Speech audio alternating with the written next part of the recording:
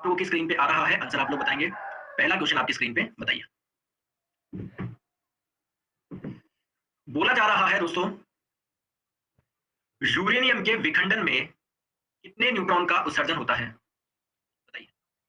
कल मैंने आप लोगों को बताया था ना कि जब एक न्यूक्लियस छोटे-छोटे न्यूक्लियस में टूटता है, तो आप लोगों की एनर्जी रिलीज़ होती है। तो ये हमने बताया था ना, ये यूरेनियम कैसे टूटता है, आइए देखते हैं। तो दोस्तों अगर हम लोग बात करें आप लोगों से कि आप लोग मानिए दोस्तों ये आपका एक यूरेनियम है। तो दोस्तों मैंने आपको कल भी बताया था यूरेनियम क्या होता है, जिसका परमाणु क्रमांक 92 होता है और दोस्तों इसकी द्रव्यमान संख्या 235 होती है।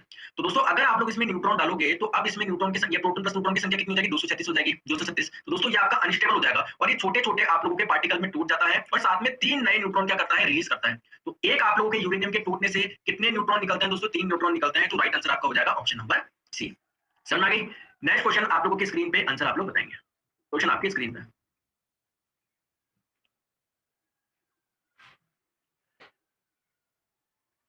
जो आपका न्यूक्लियर रिएक्टर होता है या फिर आप लोग न्यूक्लियर पावर प्लांट बोल सकते हैं, इसमें दोस्तों मॉडरेटर के रूप में किसका इस्तेमाल होता है? मॉडरेटर के रूप में किसका इस्तेमाल होता है? तो राइट आंसर आप लोग का हो जाएगा दोस्तों ऑप्शन नंबर डी, ऑल सभी। देखिए सबसे पहले समझते हैं मॉडरेटर होता क्या है। दोस्तों आप लोग मुझे बताइए, अभी मैंने आप लोगों को बताया कि यूरेनियम का एक आपके पास में एटम है, वो टूट रहा है तो उससे एनर्जी मिल रही है। अगर मैं आप लोगों को बोलूं कि मेरे पास में पूरी यूरेनियम की क्या है, एक रॉड है, तो उसमें कितने सारे यूरेनियम के एटम होंगे? आप लोग बोलेंगे सर लाखों होंगे, करोड़ों होंगे। अब दोस्तों क्या होगा, एक न्यूट्रॉन आएगा, इसको तोड़ेगा, एनर्जी निकलेगी, लेकिन 3 नए न्यूट्रॉन निकलेंगे, फिर 1 न्यूट्रॉन इस पे जाएगा, फिर 3 और, फिर 3 और। दोस्तों यहाँ तो बहुत ज़्यादा एक्सेसिव एनर्जी निकल जाएगी।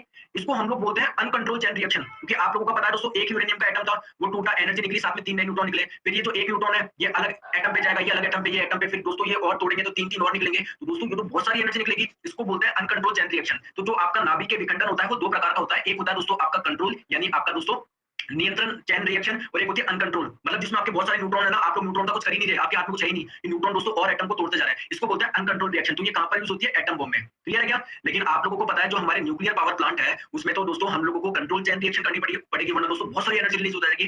तो पावर प्लांट में क्या होता है, सबसे पहले मेरी बात समझो, 2 क्वेश्चन यहां से पूछे जाते हैं कि आप लोग का मान लीजिए दोस्तों यूरेनियम की छड़ है, इसमें यूरेनियम का एक एटम है, आपने न्यूट्रॉन डाला, 3 नए न्यूट्रॉन निकल गए। तो दोस्तों अगर ये 3 निकल गए तो आप लोग क्या कर लेते हो, 2 को एब्जॉर्ब कर लेते हो, 2 को एब्जॉर्ब कर लेते हो, जिससे केवल एक बचे, फिर एक बाकी को तोड़े, फिर 3 जो निकलेंगे फिर उसमें से वापस 2 एब्जॉर्ब कर लिए जाएंगे। तो दोस्तों न्यूट्रॉन को क्या करना चाहिए? एब्जॉर्ब करना चाहिए, और न्यूट्रॉन को जो एब्जॉर्ब करता है वो करता है आपका कंट्रोल रॉड। तो आप लोगों से पूछा जाता है कि न्यूक्लियर रिएक्टर में कंट्रोल रॉड यानी नियंत्रक छड़ क्या होती है? दोस्तों न्यूट्रॉन को एब्जॉर्ब करती है। कंट्रोल रॉड किसकी बनी होती है?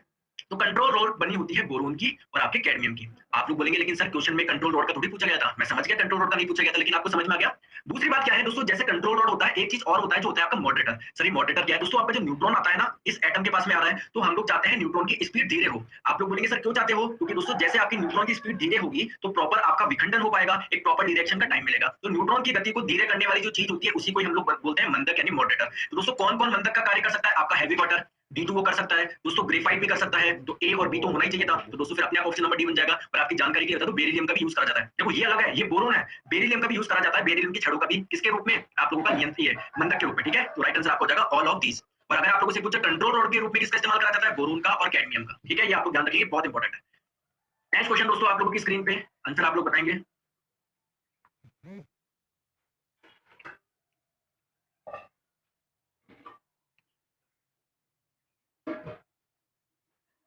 जीरो डिग्री सेल्सियस पर दोस्तों 1 ग्राम बर्फ है आपके पास में। कल मैंने आपको बताया था कि पानी का तापमान 20 से 80 करने के लिए फॉर्मूला बताया था ना, एमसी डेल्टा टी। वो अलग चीज थी, अब ये अलग चीज है, नई चीज और सीखो। देखो आपके पास में क्या है, 1 ग्राम बर्फ है। समझ में आ गया? कितने डिग्री सेल्सियस पे? 0 डिग्री सेल्सियस पे बर्फ है। दोस्तों अगर आप लोगों को इसको पिघलाना है तो जब आपको इसको हीट दोगे तो दोस्तों द्रव्यमान तो उतना ही रहेगा, लेकिन जो 0 डिग्री सेल्सियस की बर्फ है वो 0 डिग्री सेल्सियस के पानी में कन्वर्ट हो जाएगी। फिर और हीट दोगे फिर उससे पानी का तापमान बढ़ेगा। क्लियर? तो दोस्तों पानी का तापमान बढ़ाने के लिए जो हीट देनी होती है उसका तो फॉर्मूला कल सीख चुके हैं। आप लोगों से अगर केवल पूछे 0 डिग्री सेल्सियस से 0 डिग्री सेल्सियस को पानी में कन्वर्ट करने के लिए, केवल अवस्था परिवर्तन के लिए अगर आप लोगों से हीट का फॉर्मूला पूछा जाए तो इसको हम लोग बोलते हैं लेटेंट हीट। लेटेंट हीट क्या होती है? ऐसी हीट जो तापमान नहीं बढ़ाती, केवल और केवल अवस्था परिवर्तन करती है। तो देखो आप लोग हीट दोगे तो देखो बर्फ से पानी बदल गया, लेकिन तापमान उतना ही है। तो इसका फॉर्मूला होता है m इंटू एल। आप लोग बोलेंगे एम क्या होता है? दोस्तों एम होता है द्रव्यमान, एल क्या होता है? आपका लेटेंट हीट। तो आप लोग बोलेंगे सर लेटेंट हीट कितनी होती है? दोस्तों ध्यान रखोगे 80 कैलोरी पर ग्राम होती है। बर्फ के लिए लेटेंट हीट का मान कितना है? 80 कैलोरी पर ग्राम। और द्रव्यमान आपको कितना दिया हुआ है? 1 ग्राम दिया हुआ है। तो 1 ग्राम इंटू 80 कैलोरी पर ग्राम, तो ग्राम से ग्राम कटा, 80 इंटू 1, 80 कैलोरी आपका राइट आंसर हो जाएगा। सिंपली आप लोग याद रखिए। ठीक है, अगर आपको बोला जाता कि दोस्तों आपके पास में 4 ग्राम बर्फ है जो 0 डिग्री सेल्सियस पर है, आपको इसको 0 डिग्री सेल्सियस के पानी में कन्वर्ट करना है, तो फॉर्मूला क्या होता है? Q बराबर ml। द्रव्यमान कितना है सर? 4 ग्राम है। लेटेंट हीट कितनी होती है आप लोगों को ध्यान रखना है 80 होती है, तो आपका 80 × 4 तो आपका आंसर कितना हो जाएगा दोस्तों 320 कैलोरी हो जाता है अगर आपका 4 ग्राम आंसर दिया होता है, ठीक है। तो ये आप लोग सिंपली एक फॉर्मूला याद रखोगे। नेक्स्ट क्वेश्चन दोस्तों आप लोगों की स्क्रीन पे आंसर आप लोग बताएंगे।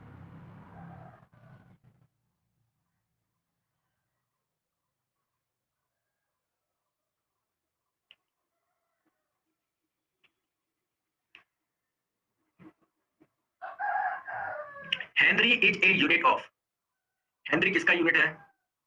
तो दोस्तों आप लोग कुछ आंसर दे रहे हैं मैग्नेटिक फील्ड। अरे मेरे प्यारे दोस्तों चुंबकीय क्षेत्र का तो मात्रक क्या होता है आपका टेस्ला होता है। क्या होता है? टेस्ला होता है। आपका कैपेसिटेंस का क्या होता है? फेराडे होता है। इसका क्या होता है? फेराडे होता है। क्लियर? सॉरी फेराड होता है, फेराड। फेराडे तो आपका चार्ज का होता है, फेराड। क्लियर? रेजिस्टेंस का आप लोग जानते हैं ओम होता है। तो आप लोग गलती क्यों कर रहे हो? आप लोग का एक ही ऑप्शन बचा सेल्फ इंडक्टेंस। तो दोस्तों हेनरी किसका मात्रक हो जाएगा? सेल्फ इंडक्टेंस का हो जाएगा। नेक्स्ट क्वेश्चन दोस्तों आप लोगों की स्क्रीन पे आंसर आप लोग बताएंगे।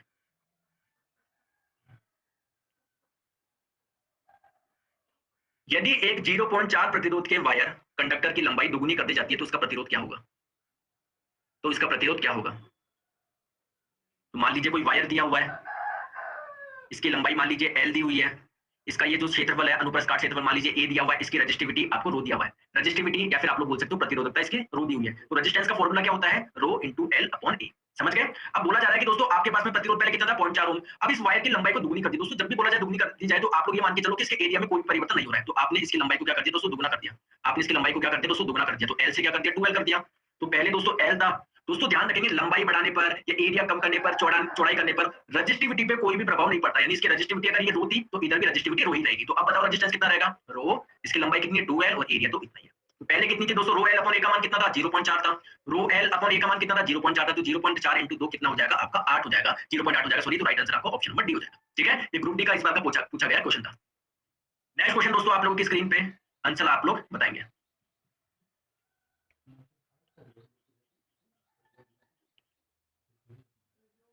The element that not help in the flow of electricity, किसमें करंट का फ्लो नहीं हो सकता? इलेक्ट्रिसिटी का, विद्युत धारा का प्रवाह किसमें इजीली नहीं हो सकता? तो आपको पता है दोस्तों जो मेटल्स होते हैं, धातु होते हैं, वो आपके विद्युत के सुचालक होते हैं और जबकि नॉन मेटल विद्युत के कुचालक होते हैं, उनमें करंट इजीली फ्लो नहीं हो पाती। तो आपका पोटेशियम हो गया, एल्यूमिनियम हो गया, मैग्नीशियम हो गया, ये तो आप लोगों के क्या है? मेटल है, ये आपके धातु है। जबकि सल्फर हो गया, कार्बन हो गया, नाइट्रोजन, ये सारे के सारे दोस्तों नॉन मेटल होते हैं, ये आपके अधातु होते हैं। तो राइट आंसर आपका हो जाएगा ऑप्शन नंबर ए। ठीक है, आपका जो सल्फर होता है दोस्तों विद्युत का कुचालक होता है, ये आपका ऑप्शन नंबर हो जाएगा ए। ध्यान रखें। चलिए आगे। तो नेक्स्ट क्वेश्चन आप लोगों की स्क्रीन पे आंसर आप लोग बताएंगे।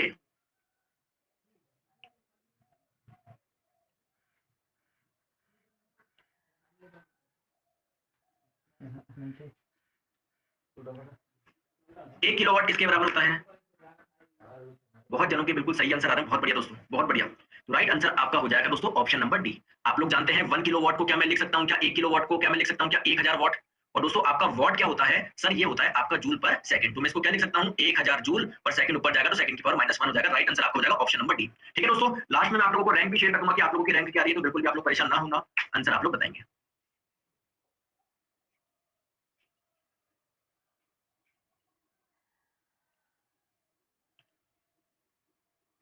आप लोगों को फ्रेंड्स क्या बताना है? वस्तु का द्रव्यमान बताना है।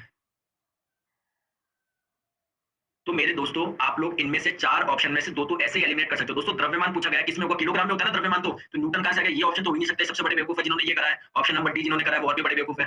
तो यार इतनी गलती करो, द्रव्यमान पूछा तो किलोग्राम में आंसर होगा। किलोग्राम में, ग्राम में, न्यूटन में नापते हो क्या द्रव्यमान आप लोग? तो आइए दोस्तों, आप लोग जानते हैं कोई m द्रव्यमान की अगर कोई वस्तु है, अगर ये v वेग से गति कर रही है तो इसके पास में काइनेटिक एनर्जी होती है और इसका फॉर्मूला होता है 1/2 mv²। तो काइनेटिक एनर्जी कितनी दी हुई है? गतिशील ऊर्जा या गतिज ऊर्जा कितनी दी हुई है? 120 दी हुई है, बराबर 1/2 m। वेग कितना दिया हुआ है सर? 4 दिया हुआ है, 4 का स्क्वायर 16। आप लोगों को द्रव्यमान निकालना है तो द्रव्यमान आपका हो जाएगा 120 × 2/16। तो ये आप लोगों का दोस्तों कैंसिल करके देख लो। तो देखो 4 से ये गया आपका 30 बार में, 4 से गया 4 बार में दोस्तों, 4 कैंसिल हो गया 2 से 2 बार में, 30/2 15 किलोग्राम होता है। इतने सिंपल क्वेश्चन भी नहीं कर सकते कि आप लोग। राइट आंसर आपको हो जाएगा ऑप्शन नंबर ए। फिर बोलते सर न्यूमेरिकल कराओ, क्या कराओ? इतनी तो गलती कर दो। तो सिंपल फॉर्मूले आते हैं एग्जाम में, फिर भी उसमें भी आप लोग ऐसी गलती कर देते हो। नेक्स्ट क्वेश्चन आप लोगों की स्क्रीन पे, सोडियम जिंकेट का सूत्र आप लोगों को बताना है। सोडियम जिंकेट का सूत्र आपको बताना है। तो राइट आंसर बिल्कुल सही दिया जा रहा है ऑप्शन नंबर बी। अगर आपको नहीं पता तो ध्यान रखिए, सोडियम जिंकेट का फॉर्मूला होता है Na2ZnO2। दोस्तों एक बार रेलवे में क्वेश्चन पूछा गया था, सोडियम जिंकेट का निर्माण होता है कैसे होता है? तो दोस्तों ध्यान रखिए, जब आप लोग सोडियम हाइड्रोक्साइड की सोडियम हाइड्रोक्साइड, क्या बोला जाता है सोडियम हाइड्रोक्साइड को? तो दोस्तों इसको कास्टिक सोडा भी बोला जाता है, इसको कास्टिक सोडा भी बोला जाता है। तो जब आप लोग सोडियम हाइड्रोक्साइड जो कि एक क्षार है, इसकी अभिक्रिया जब जिंक धातु से करवाते हो तो आप लोग का निर्माण होता है सोडियम जिंकेट का। क्लियर? और मैंने आपको बताया था क्षार और अम्ल मिलके किसका निर्माण करते हैं? एक लवण का निर्माण करते हैं। तो ये आपका सोडियम जिंकेट एक लवण है, ध्यान रखेंगे। क्लियर? राइट आंसर आपका हो जाएगा ऑप्शन नंबर बी, फॉर्मूला ध्यान रखिए Na2ZnO2। नेक्स्ट क्वेश्चन आप लोगों की स्क्रीन पे आंसर आप लोग बताएंगे। मैं इसलिए आपको बोल देता हूं कि आप लोग जो गलतियां करते हो ना यूजुअली, वो आप लोग यहीं पर पकड़ लो। कार्बन मोनोऑक्साइड की अभिक्रिया अगर आप लोग 300 डिग्री सेल्सियस में हाइड्रोजन से करवाओगे तो क्या बनेगा? क्या बनेगा? तो कार्बन मोनोऑक्साइड की अभिक्रिया जब बहुत ज्यादा टेम्परेचर पर आप लोग हाइड्रोजन से करवाते हो तो दोस्तों निर्माण होता है आप लोगों के मीथेन गैस का। ठीक है? और ये आपका क्या बनता है? मीथेन मैंने ऊपर क्यों निशान क्यों लगाया? क्योंकि दोस्तों ये गैस के रूप में बनता है, ये उड़ जाता है। CH4 plus H2O। क्या आप लोगों की बैलेंस हो गया? क्या सब देखो, इधर कार्बन कितना है? एक है, इधर भी कार्बन एक है, इधर ऑक्सीजन एक है, इधर भी ऑक्सीजन एक है, इधर हाइड्रोजन कितने हो गए? 4, इधर आ गए 2 से 6 आ गए, जबकि इधर तो 2 है, तो 3 से गुना कर दो। लो ये आप लोग की बैलेंस होगी। तो सिंपली आप याद रखो कार्बन मोनोऑक्साइड की अभिक्रिया जब आप लोग हाइड्रोजन से करवाते हो तो किस गैस का निर्माण होता है? मीथेन गैस का निर्माण होता है। राइट आंसर आपको हो जाएगा option number B. Next question आप लोगों की स्क्रीन पे आंसर आप लोग बताएंगे। कौन दोस्तों निम्न में से कौन एक कैटायन है? इनमें से कौन एक धनायन है? आप लोगों को बताना है। इनमें से कौन एक कैटायन है? आंसर आ रहे हैं मैक्सिमम स्टूडेंट के। होने तो गलत, कोई बात नहीं है, आज के बाद गलत नहीं होगा। तो दोस्तों कैटायन क्या होता है? धनायन क्या होता है? जिससे पॉजिटिव चार्ज होता है। जो आपका अमोनियम है ना, ये आपका धनायन होता है। कैसे पता पड़ा? तो इसका फॉर्मूला होता है NH4 और ऊपर आपका प्लस होता है। तो धनायन आपके पॉजिटिव चार्ज है तो आपका कौन सा हो जाएगा दोस्तों? धनायन हो जाएगा। तो राइट आंसर आपको हो जाएगा ऑप्शन नंबर डी। तो आपकी जानकारी के लिए बता दूं, हाइड्रोक्साइड आपका क्या होता है? OH माइनस होता है। क्लोराइड आपका होता है Cl माइनस। कार्बोनेट आपका होता है CO3 माइनस 2। क्लियर? अमोनियम की बात करें तो ये आपका धनायन है। क्लियर? नेक्स्ट हम लोग बात करते हैं कार्बन, दो बार आ गया CO3 और नाइट्रेट आपका NO3। तो दोस्तों ध्यान रखिए, आप लोगों से पूछा जाता है कि इनमें से कौन सा, जैसे मान लीजिए आपको पूछा गया इनमें से कौन सा रिनायन है, तो आप लोगों को ऑप्शन दे देगा नाइट्रेट। तो आपका रिनायन कौन सा हो जाएगा? नाइट्रेट हो जाएगा। आपका हाइड्रोक्साइड हो जाएगा। आपका दोस्तों अमोनियम क्या हो जाएगा? कैटायन हो जाएगा, धनायन हो जाएगा। जबकि ये नेगेटिव चार्ज वालों को हम लोग क्या बोलते हैं? रिनायन यानी एनायन। ठीक है, चलिए आगे। नेक्स्ट क्वेश्चन आप लोगों की स्क्रीन पे आंसर आप लोग बताएंगे। The quality of petroleum is displayed. Petrol अच्छा है या बुरा है? कौन कितना अच्छा पेट्रोल है? तो ये जो क्वालिटी है उसकी किससे चेक करी जाती है? तो ध्यान रखिए दोस्तों, आप लोग की जो पेट्रोल की क्वालिटी चेक करी जाती है वो करी जाती है ऑक्टेन नंबर से। और अगर आप लोगों से पूछे डीजल की क्वालिटी किससे चेक करी जाती है, तो डीजल की चेक करी जाती है सीटेन नंबर से। ठीक है? तो ऑक्टेन नंबर क्या होता है दोस्तों? जितना अच्छा ऑक्टेन नंबर जितना ज्यादा होगा वो फ्यूल उतना ही क्या होगा? बेटर होगा। वो उतना ही क्या होगा? बेटर होगा। तो ध्यान रख सकते हो आप लोग को दोस्तों इससे, ओपी से। आप लोग का पबजी में आता है ना ओपी ओपी आप बोलते रहते हो, तो इससे ध्यान रखिए जो आपका ऑक्टेन नंबर होता है वो किसके लिए यूज होता है? आप लोगों के पेट्रोल में। और ये आप लोग का दोस्तों जो सीटेन नंबर होता है वो डीजल में होता है। तो सीडी सीडी से आप लोग याद रख सकते हो, जो सीटेन नंबर होता है उससे आप लोग डीजल की क्वालिटी चेक करते हो। नेक्स्ट क्वेश्चन आप लोगों की स्क्रीन पे आंसर आप लोग बताएंगे।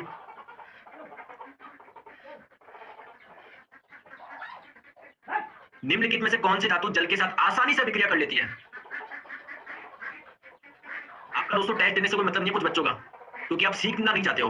क्वेश्चन कल ही कराया था, फिर भी गलती कर रहे हो तो मैं क्या करूं? मैंने आपको नहीं बताया था कि दोस्तों पोटेशियम होता है, सोडियम होता है, वो आसानी से दोस्तों क्या कर लेता है? धातु से, मतलब आसानी से पानी से विक्रिया कर लेता है। मैंने आपको बताया था दोस्तों जिंक ना ठंडे पानी से विक्रिया करता है, ना गर्म पानी से, ना लेड ठंडे पानी से करता है, ना गर्म पानी से। फिर भी दोस्तों ऑप्शन नंबर सी पे 22% आंसर दे रहा। कल ही बताया था जो जिंक होता है दोस्तों वाटर वेपर से विक्रिया करता है, ना कि ठंडे पानी से, ना गर्म पानी से। ठीक है? जबकि पोटेशियम हो गया, सोडियम हो गया, ये आप लोगों के इजीली आप लोग के पानी से विक्रिया कर लेते हैं। ठीक है? तो ध्यान रखिए गलती ना करें। नेक्स्ट क्वेश्चन आप लोगों की स्क्रीन पे आंसर आप लोग बताएंगे।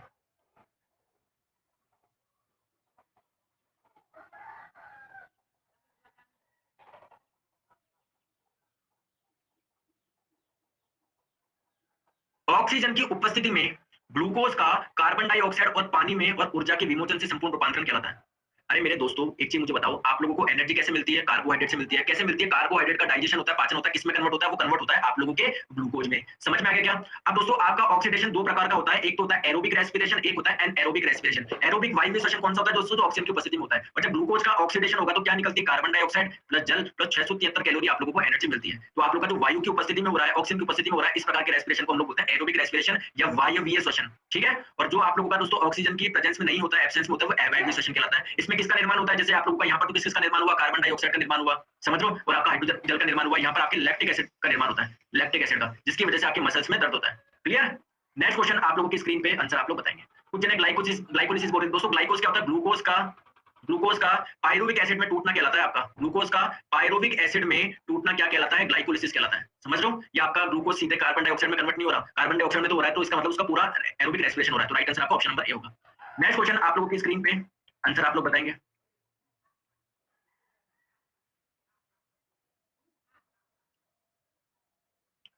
The major component of Portland cement include.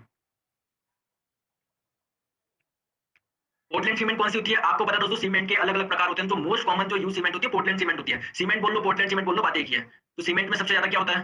तो दोस्तों ये आप लोग का जो सबसे ज्यादा होता है वो लाइम होता है। लाइम का मतलब दोस्तों क्या होता है? Calcium oxide. तो आपका सबसे ज्यादा दोस्तों कैल्शियम ऑक्साइड, लाइम 50 से 60%। देखो सामान्य सीमेंट को हम लोग क्या बोलते हैं? पोर्टलैंड सीमेंट बोलते हैं। आपके सिलिका होता है 20 से 25%, एल्यूमिना होता है 5 से 10%। तो मेजर कंपोनेंट कौन कौन से? लाइम हो जाएगा, सिलिका हो जाएगा, एल्यूमिना हो जाएगा। लाइम हो जाएगा, सिलिका हो जाएगा, एल्यूमिना हो जाएगा। राइट आंसर आपका ऑप्शन नंबर डी हो जाएगा। नेक्स्ट क्वेश्चन दोस्तों आप लोगों की स्क्रीन पे आंसर आप लोग बताएंगे।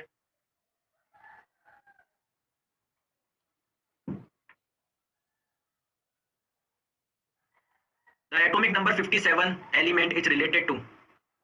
57 जो एटॉमिक नंबर वाला होता है, पता है 57 किसका होता है? लेंथेनम का होता है। तो ये 57 वाला कौन से ब्लॉक में होता है? ये आपका होता है दोस्तों डी ब्लॉक में। चलिए आ जाइए, देखिए ये आप लोग की पीरियोडिक टेबल है, जो एनसीईआरटी की पीरियोडिक टेबल है वो मैंने आपको लगाई है। आपको पता है दोस्तों ये आपका एस ब्लॉक होता है, ये आप लोगों का पी ब्लॉक होता है और ये बीच वाला डी ब्लॉक होता है। आपको देखिए 57 का वाला पूछा गया ना आप लोगों से, 57 वाला होता है लेंथेनम। दोस्तों इस 57 के आगे 14 एलिमेंट ऐसे होते हैं जिनकी प्रॉपर्टी लेंथेनम की जैसे होती है। तो इनको दोस्तों हमने अलग निकाल के रख दिया। देखो 58 से 71 तक, इसको बोलते हैं लेंथेनाइट्स। सेम दोस्तों आपका 89 किसका होता है? एक्टिनियम का होता है। इसके आगे 14 एलिमेंट ऐसे थे जिनकी प्रॉपर्टी एक्टिनियम की जैसे होती है। तो उसकी दोस्तों आगे जो 14 एलिमेंट थे आपके 90 से 103, उसको हम लोगों ने अलग ब्लॉक में रख दिए। तो ये आपके जो लेंथेनाइट्स है, आपके दोस्तों जो एक्टिनाइट्स है, ये आपके कहलाते हैं एफ ब्लॉक। लेकिन जबकि आपका 57 और 89 अभी भी वहीं पर रखा हुआ है, तो ये आपके डी ब्लॉक में होता है, ध्यान रखेंगे। समझ में आ गया?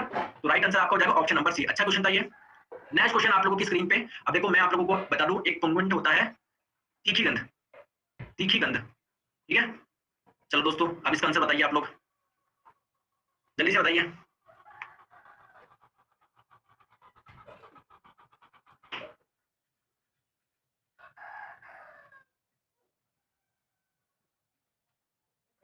दोस्तों इसमें मेरे से पोल गलत हट गया, मैं ना ये क्वेश्चन यहीं पर हटा रहा हूं। पोल मुझसे गलत लग गया ना, पोल मुझसे गलत हो गया इसका ना। ये आपका सी नहीं होगा आप लोग का दोस्तों, ये होगा बी।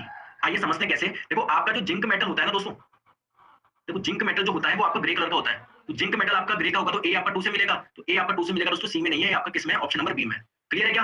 अगर हम लोग बात करें सल्फर डाइऑक्साइड की जो गैस होती है, इसकी गंध कैसी होती है दोस्तों? इसकी तीखी गंध होती है। इसको हम लोग इंग्लिश में बोलते हैं प्यूमेंट। तो इसकी जो आप लोग की गंध होती है तीखी होती है। तो इसकी गंध कैसी होती है? तो बी आपका मिलेगा 3 से। बी आपको मिल गया 3 से। आपसे अगर लेड आयोडाइड का कलर पूछे तो दोस्तों लेड आयोडाइड का कलर होता है आपका येलो कलर। तो आपका सी मिलेगा 1 से। तो option number B right answer होगा, ठीक है। Option number B right answer होगा, ध्यान रखिए B. Clear? I am sorry दोस्तों, गलती से मैंने सी पे टिक कर दिया था। चलिए नेक्स्ट क्वेश्चन आप लोगों की स्क्रीन पे आंसर आप लोग बताएंगे। Who invented the doctor's thermometer? Who invented the doctor's thermometer? दोस्तों डॉक्टर का जो थर्मोमीटर होता है उसको कौन से साइंटिस्ट ने इन्वेंट किया? तो आपका राइट आंसर हो जाएगा फेरेनहाइट ने। Option number A. आपको पता है दोस्तों जो रीडिंग बताता है आप लोगों का, जैसे आप लोग जो मुंह में रखते हो फीवर नापने के लिए, जो 98 आता है 99, वो क्या होता है? फेरेनहाइट में होता है वो। तो फेरेनहाइट किस नाम पे रखा दोस्तों? साइंटिस्ट के नाम पे। राइट आंसर आपको हो जाएगा ऑप्शन नंबर ए। अब दोस्तों मैं क्वेश्चन में आपको 15 सेकंड का समय दूंगा। अब जो क्वेश्चन है वन लाइन का, जो थोड़ा सा आप लोग फास्ट करेंगे, ठीक है। जल्दी जल्दी क्वेश्चन को पढ़ लिया करेंगे। बताइए एंटेमोलॉजी में किसका अध्ययन किया जाता है? एंटेमोलॉजी में किसका अध्ययन किया जाता है? तो एंटोमोलॉजी हो जाएगा दोस्तों स्टडी ऑफ इंसेक्ट्स। दोस्तों कीटों का अध्ययन क्या कहलाता है? एंटोमोलॉजी कहलाता है, ठीक है। तो राइट आंसर आपको हो जाएगा option number D. Next question आप लोगों की स्क्रीन पे आंसर आप लोग बताएंगे। नेक्स्ट क्वेश्चन आपकी स्क्रीन पे बताइए, नॉर्मल ब्लड प्रेशर कितना होता है? नॉर्मल ब्लड प्रेशर, तो जो नॉर्मल ब्लड प्रेशर होता है दोस्तों वो होता है आप लोग का 120/80। क्लियर? ये आपका 120 क्या होता है? ये होता है आपका सिस्टोलिक प्रेशर। 80 क्या होता है? ये होता है आपका डायस्टोलिक प्रेशर। सर ये सिस्टोल डायस्टोल क्या होता है? तो आपको पता है आपका हार्ट कंप्रेस होता है, फिर रिलैक्स करता है, फिर contract relax, contract relax, contract relax. तो दोस्तों जो कॉन्ट्रैक्ट करता है इस वाली कंडीशन को हम लोग बोलते हैं सिस्टोल। तो इसमें प्रेशर ज्यादा होता है 120 है, और जब ये आप लोग को रिलैक्स करेगा इसको बोलते हैं डायस्टोल। जब आपके हृदय में फैलाव होगा तब आप लोगों का दोस्तों ब्लड का प्रेशर कितना होता है? 80 होता है। तो नॉर्मल आपका 120/80 होता है। राइट आंसर आपको हो जाएगा ऑप्शन नंबर सी। अभी 120 है क्या? तो 120/80 mm ऑफ मरकरी। जैसे आप लोगों को पता है जो आप लोग का ब्लड प्रेशर नापने का होता है, वहाँ पर एक स्केल होती है और यहाँ पर एक कांच की ट्यूब होती है, इसमें मरकरी भरा होता है। तो दोस्तों मरकरी मान लीजिए कहाँ तक पहुंच गया? 120 तक पहुंच गया आप लोगों का। तो इसका मतलब क्या है? आपका 120 mm ऑफ मरकरी, ठीक है। तो आप लोग सिंपली नंबर याद रखिए 120/80। नेक्स्ट क्वेश्चन आप लोगों की स्क्रीन पे आंसर आप लोग बताएंगे। क्वेश्चन आपकी स्क्रीन पे,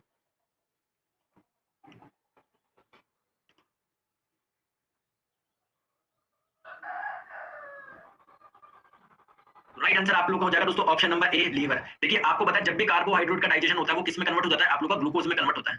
दोस्तों पैनक्रियास से एक हार्मोन निकलता है जिसको बोलते हैं इंसुलिन हार्मोन। तो इंसुलिन हार्मोन क्या करता है दोस्तों? ग्लूकोज को ग्लाइकोजन में कन्वर्ट करता है। लेकिन दोस्तों ये आप लोग का जो ग्लाइकोजन में कन्वर्ट हो रहा है ये स्टोर कहां पर होता है? ये आपके होता है लीवर में। ये आपका होता है लीवर में। तो जब आपकी बॉडी में दोस्तों ग्लूकोज की कमी होती है तो लीवर वापस ग्लाइकोजन को किस में कन्वर्ट करता है? ग्लूकोज में कन्वर्ट करता है। राइट आंसर आपको हो जाएगा ऑप्शन नंबर ए लीवर, ठीक है। नेक्स्ट क्वेश्चन आप लोगों की स्क्रीन पे आंसर आप लोग बताएंगे। क्वेश्चन आपकी स्क्रीन पे, इनमें से कौन से हार्मोन को फीमेल हार्मोन बोलते हैं?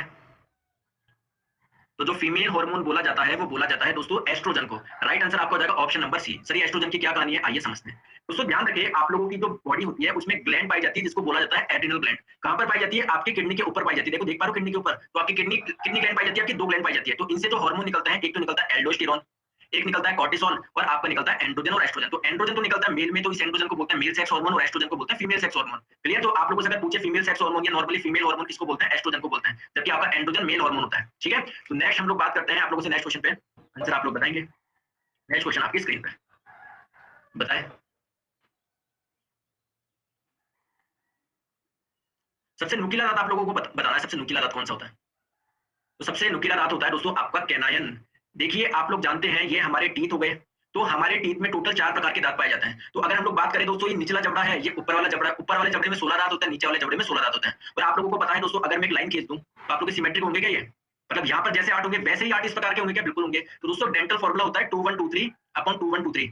तो ये आपके 2123 का मतलब क्या है? तो दोस्तों ये जो 8 है इन 8 को गिन लेते हैं। ऐसे ही 8 इधर होंगे तो नीचे 16 हो जाएंगे और ऐसे कैसे 16 ऊपर होंगे। तो ध्यान रखिए दोस्तों, आप लोगों के जो स्टार्टिंग के जो टीथ होता है ना, ये वाले जो ये वाले जो टीथ होता है, इसको हम लोग बोलते हैं दोस्तों इंसिजर। इनको हम लोग बोलते हैं इंसिजर। तो दो तो होते हैं आप लोगों के इंसिजर, जिसको हम लोग हिंदी में बोलते हैं कृतंक।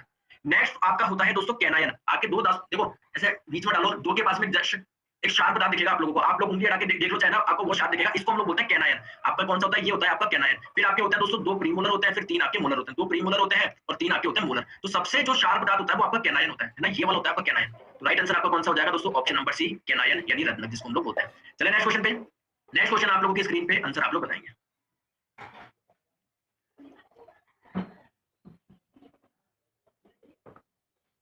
सामान्य जो आपका यूरिन होता है उसमें ग्लूकोज का अमाउंट कितना होता है? ग्लूकोज का अमाउंट कितना होता है? तो दोस्तों ग्लूकोज आपके यूरिन में जनरली नहीं पाया जाता, पाया भी जाता है तो दोस्तों 0 से 0.015%। तो आप लोग बोलेंगे सर फिर यूरिन में पाया क्या जाता है? तो आइए मैं यूरिन का कंपोजिशन बताता हूँ। देखिए आपका जो यूरिन होता है इसमें 95% मैक्सिमम पार्ट क्या होता है? वाटर होता है। 2% आपका यूरिया होता है, 0.03% यूरिक एसिड होता है। इसमें कहीं पर भी आप लोगों को ग्लूकोज दिख रहा है क्या? क्योंकि दोस्तों जनरली आप लोगों को ग्लूकोज नहीं पाया जाता है। ग्लूकोज का जो अमाउंट होता है वो 0 से 0.015% होता है। क्लियर है क्या? तो याद रखेंगे राइट आंसर आपको हो जाएगा ऑप्शन नंबर डी। दोस्तों यूरिक एसिड का जो अमाउंट होना चाहिए वो 0.03% होना चाहिए। कितना होना चाहिए? 0.03% होना चाहिए। किसी कारणवश अगर आप लोगों के यूरिन में यूरिक एसिड का अमाउंट ज्यादा होता है तो दोस्तों ये आप लोगों के जॉइंट्स होते हैं ना दोस्तों, हड्डियों के जो जॉइंट्स होते हैं उन पर क्या हो जाता है? जम जाता है। और इसी बीमारी को दोस्तों हम लोग बोलते हैं गाउट, यानी दोस्तों इसी बीमारी को बोलते हैं हम लोग गठिया बीमारी। तो इस बीमारी में डॉक्टर आप लोगों को बोलेगा प्रोटीन का खाना कम खाओ, क्योंकि प्रोटीन आप लोग कम खाओगे तो आप लोग के जो नाइट्रोजन कंपाउंड होंगे, क्योंकि आपका प्रोटीन किसमें टूटता है? अमीनो एसिड में टूटता है। और अमीनो एसिड दोस्तों किसमें कन्वर्ट होता है? आपके यूरिया में, यूरिक एसिड में। तो आपका दोस्तों प्रोटीन का खाना कम खाना चाहिए इसमें। नेक्स्ट क्वेश्चन आप लोगों की स्क्रीन पे आंसर आप लोग बताएंगे। मानव शरीर की किस ग्रंथि को मास्टर ग्रंथि कहा जाता है? कौन सी ग्लैंड को मास्टर ग्लैंड बोला जाता है? जल्दी से मुझे बताइए। तो दोस्तों आप लोगों की जो पिट्यूटरी ग्लैंड होती है इसको क्या बोला जाता है? मास्टर ग्लैंड बोला जाता है, जिसको हिंदी में हम लोग बोलते हैं पीयूष ग्रंथि। क्यों बोला जाता है? क्योंकि दोस्तों बाकी ग्लैंड को भी एक्टिवेट कौन करती है? पिट्यूटरी ग्लैंड करती है। तो आइए पिट्यूटरी ग्लैंड के बारे में थोड़ा सा समझते हैं। आप लोग की पिट्यूटरी ग्लैंड कहां पर पाई जाती है? देखो यहाँ पर आपकी लोकेशन होती है पिट्यूटरी ग्लैंड की, और इसी को हम लोग क्या बोलते हैं? मास्टर ग्लैंड बोलते हैं। आप लोगों से पूछे इनसे कौन कौन से हार्मोन निकलते हैं, तो दोस्तों इनसे आप लोगों के 6 हार्मोन निकलते हैं। एक निकलता है आपका ग्रोथ हार्मोन, एक निकलता है प्रोलैक्टिन, एक निकलता है ऑक्सीटोसिन। ग्रोथ हार्मोन का मतलब क्या होता है? आपकी जो बॉडी की ग्रोथ करता है ये। प्रोलैक्टिन दोस्तों जो दूध फीमेल्स में जो दूध आता है ना दोस्तों, किस वजह से? प्रोलैक्टिन की वजह से। ऑक्सीटोसिन क्या होता है दोस्तों? जब आप लोगों का जब कोई फीमेल किसी चाइल्ड को बर्थ देती है, जन्म देती है, तो उनके गर्भाशय में क्या हो जाता है? संकुचन हो जाता है, जिससे नॉर्मल डिलीवरी हो। तो ये किस वजह से हो पाता है? ये भी ऑक्सीटोसिन हार्मोन की वजह से हो पाता है। एक आपका होता है दोस्तों फॉलिकल स्टिमुलेटिंग हार्मोन, एक आपका होता है दोस्तों ल्यूटिनाइजिंग हार्मोन, एक होता है आपका एंटी ड्यूरेटिव हार्मोन। हार्मोन्स का नाम याद रखिए, 6 हार्मोन्स जो कि आप लोग के पिट्यूटरी ग्लैंड से निकलते हैं। सारी चीजें मैंने आप लोगों को बता दिया। नेक्स्ट क्वेश्चन आप लोगों की स्क्रीन पे आंसर आप लोग बताएंगे। Which disease can not be cured? इसका उपचार नहीं करा जा सकता। तो राइट आंसर आपका हो जाएगा दोस्तों ऑप्शन नंबर एक कलर ब्लाइंडनेस। ध्यान रखिए दोस्तों, जो कलर ब्लाइंडनेस जिसको होता है, पहली बात तो ये एक जेनेटिक डिजीज है, मतलब ये आप लोगों के पेरेंट्स से आप में आती है। दूसरी बात क्या है? जिनको ये डिजीज होती है वो लाल और हरे रंग को पहचान नहीं कर पाते। तो राइट आंसर आपको हो जाएगा ऑप्शन नंबर ए, इसका इलाज पॉसिबल नहीं है। नेक्स्ट क्वेश्चन दोस्तों आप लोगों की स्क्रीन पे आंसर आप लोग बताएंगे।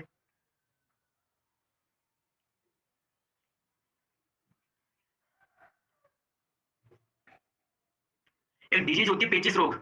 तो आप लोगों से बस पूछा जा रहा है पेचिस रोग के लिए कौन सा प्रोटोजोआ रेस्पॉन्सिबल है? मतलब ये तो पता पड़ गया पेचिस हमारा किसकी वजह से होता है? एक प्रोटोजोआ की वजह से होता है। प्रोटोजोआ क्या होता है? ऐसे सूक्ष्म जीव, मतलब प्रोटोजोआ एक प्रकार के पैरासाइट होता है, परजीवी होता है। पैरासाइट क्या होता है दोस्तों? जो दूसरे की बॉडी में रहता है। क्लियर? तो पेचिस रोग के लिए कौन सा प्रोटोजोआ रेस्पॉन्सिबल है? नाम मिल रहा है देखो एंटमीबा। ये एंटमीबा की वजह से होता है। तो राइट आंसर आपको हो जाएगा option number A. Next question दोस्तों आप लोगों की स्क्रीन पे आंसर आप लोग बताएंगे।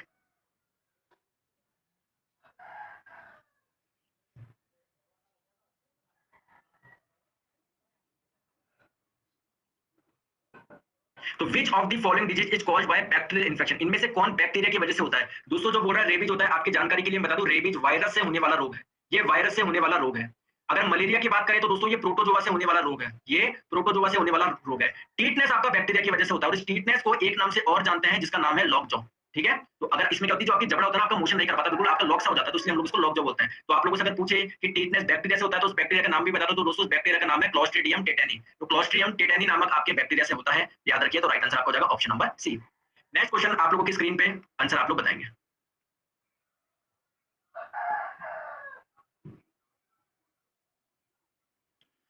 जब कैल्शियम ऑक्साइड पानी के साथ अभिक्रिया करता है तो डैश का निर्माण होता है। कुछ जने बोल रहे हैं कैल्शियम ऑक्साइड का निर्माण होता है, मतलब कैल्शियम ऑक्साइड की आप लोगों ने अभिक्रिया करवा दी जल के साथ में, तो क्या कैल्शियम ऑक्साइड बनेगा कि नहीं? दोस्तों किसका निर्माण होता है? Calcium hydroxide. किसका निर्माण होता है दोस्तों? Calcium hydroxide. तो आप लोगों की जानकारी के लिए मैं बता दूं, जो कैल्शियम हाइड्रोक्साइड होता है इसी को ही हम लोग क्या बोलते हैं? कास्टिक चूना बोलते हैं। ध्यान से देखो, आपका जो सोडियम हाइड्रोक्साइड होता है इसको तो हम लोग बोलते हैं कास्टिक सोडा, इसको तो बोला जाता है कास्टिक सोडा। और बात करें दोस्तों कैल्शियम हाइड्रोक्साइड की तो इसको बोला जाता है आपका कास्टिक चूना। तो दोनों में डिफरेंस आप लोग याद रखिएगा। नेक्स्ट क्वेश्चन आप लोगों की स्क्रीन पे आंसर आप लोग बताएंगे। क्वेश्चन आपकी स्क्रीन पे,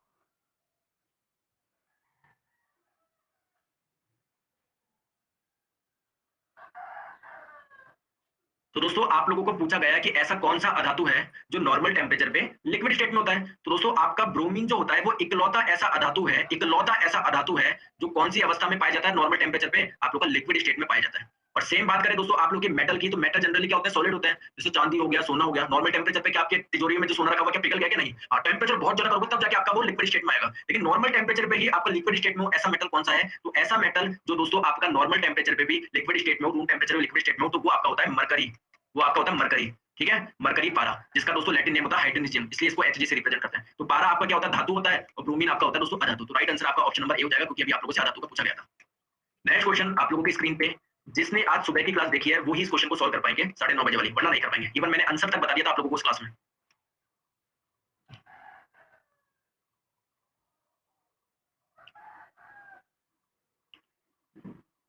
तो ऑक्सीजन क्या करता है? जल्दी से बताइए। जब पोल है 30 सेकंड का देना पड़ेगा तो बहुत कम हो गया। तो राइट आंसर आपको हो जाएगा दोस्तों ऑप्शन नंबर ए ऑक्सीजन। देखिए मैंने आपको सुबह ही बताया था ये सारे के सारे क्या है? प्लांट हार्मोन है। इसमें से दोस्तों क्या होता है? जो ऑक्सीजन होता है वो पौधे का हार्मोन होता है। ये क्या करता है? आपकी कोशिका की लंबाई को बढ़ाता है। तो क्या करता है? ये हार्मोन तने के अंधेरे भाग की ओर बढ़ जाता है, मतलब जहाँ पर डार्कनेस होगी वहां पर आपका बढ़ जाएगा। क्लियर? तो दोस्तों आप लोग का प्रकाश की ओर ये स्वतः ही झुकने लगता है। तो ध्यान रखिए कौन से हार्मोन की वजह से आप लोग के पौधे सूर्य के प्रकाश की ओर झुक जाते हैं? ऑक्सीजन हार्मोन की वजह से। राइट आंसर हो जाएगा आपका option number A. Next question दोस्तों, 30 सेकंड का समय थोड़ा सा जल्दी हो रहा है ना, वैसे 4 क्वेश्चन बचे हैं, आंसर बताओ।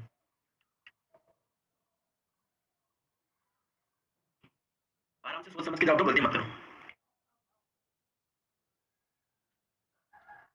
निम्नलिखित में से कौन सी भौतिक राशि है जो मात्रा में वृद्धि के बाद भी अप्रभावित रहती है? अब आप लोग कॉमन सेंस लगा के बताओ। आप लोग मार्केट से दूध लेकर आए, क्लियर है क्या? अब दोस्तों आप दूध की मात्रा ज्यादा लेकर आए तो दूध का अमाउंट ज्यादा लेकर आए, तो आप लोग मुझे बताइए क्या इसका द्रव्यमान चेंज नहीं होगा क्या? आप लोगों का पहले मान लो 1 किलोग्राम दूध आप ज्यादा लेकर आए, दोस्तों 1 से मान लो 1.5 किलो जाएगा 2 किलो, तो द्रव्यमान तो चेंज होगा। ऑब्वियसली बात है। बाहर क्या होता है? mg। तो जब m चेंज हो रहा है तो आप लोग का दोस्तों ये भी चेंज होगा, बाहर भी चेंज होगा। आयतन चेंज होगा क्या? बिल्कुल चेंज होगा यार। ज्यादा मात्रा लेकर आया तो उसका वॉल्यूम ज्यादा होगा। मान लो ये 1 लीटर था, मान लो 1.25 लीटर आ गया, 1.5 लीटर आ गया, तो दोस्तों वॉल्यूम भी चेंज होगा। डेंसिटी पे कोई प्रभाव नहीं पड़ता। जैसे आप लोग दोस्तों पानी की एक बूंद लो, या दोस्तों पानी का पूरा एक कंटेनर लो, पानी की जो डेंसिटी होती है वो 1000 किलोग्राम पर मीटर क्यूब रहती है। मात्रा से डेंसिटी पे कोई प्रभाव नहीं पड़ता। ठीक है, तो राइट आंसर आपका हो जाएगा ऑप्शन नंबर डी, डेंसिटी। चलिए आगे, कोई समस्या? नेक्स्ट क्वेश्चन आप लोगों की स्क्रीन पे आंसर आप लोग बताएंगे।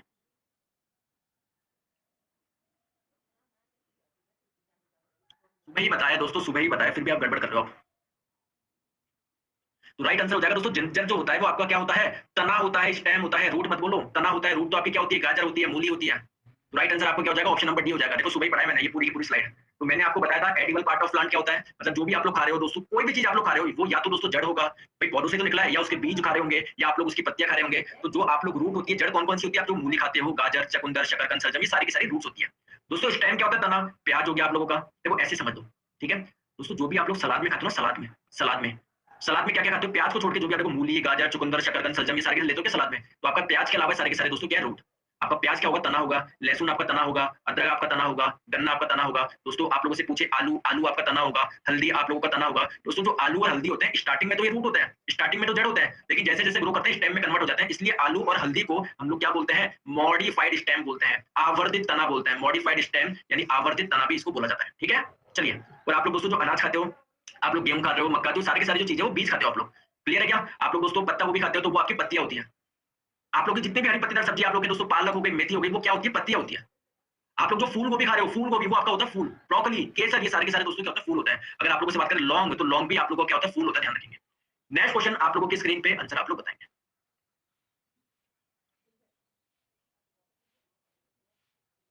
कोको का कौन-सा भाग चॉकलेट में गंध के लिए इस्तेमाल किया जाता है?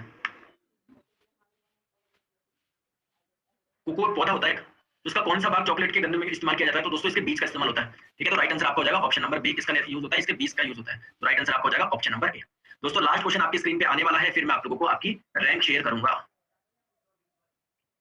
फिर मैं आप लोगों को आपकी रैंक शेयर करने वाला हूँ। मानव त्वचा को रंग देने वाला वर्णक कौन-सा पिगमेंट है, जिसकी वजह से ह्यूमन स्किन को कलर प्रोवाइड होता है? तो ये आप लोगों का हो जाएगा 35 नंबर का क्वेश्चन था दोस्तों, ये आपका हो जाएगा मेलेनिन। ये आपका हो जाएगा दोस्तों मेलेनिन। ठीक है? चलिए आपको रैंक शेयर कर दूँ? रैंक शेयर कर दूँ, जल्दी से अपनी रैंक बता दीजिए, रैंक क्या आई है आप लोगों की? जल्दी से रैंक बताइए। जल्दी से रैंक बताइए, आपकी रैंक क्या आई है? 744, 132 बहुत बढ़िया, 209, 4572, 4710, 5860, 2575, 2235, 577। दोस्तों आप लोग जब ये पूरी सीरीज कंटिन्यू कर लोगे 1 बजे 4 बजे, आपको साइंस में कोई भी प्रॉब्लम आने वाली नहीं है। समझ रहे हो?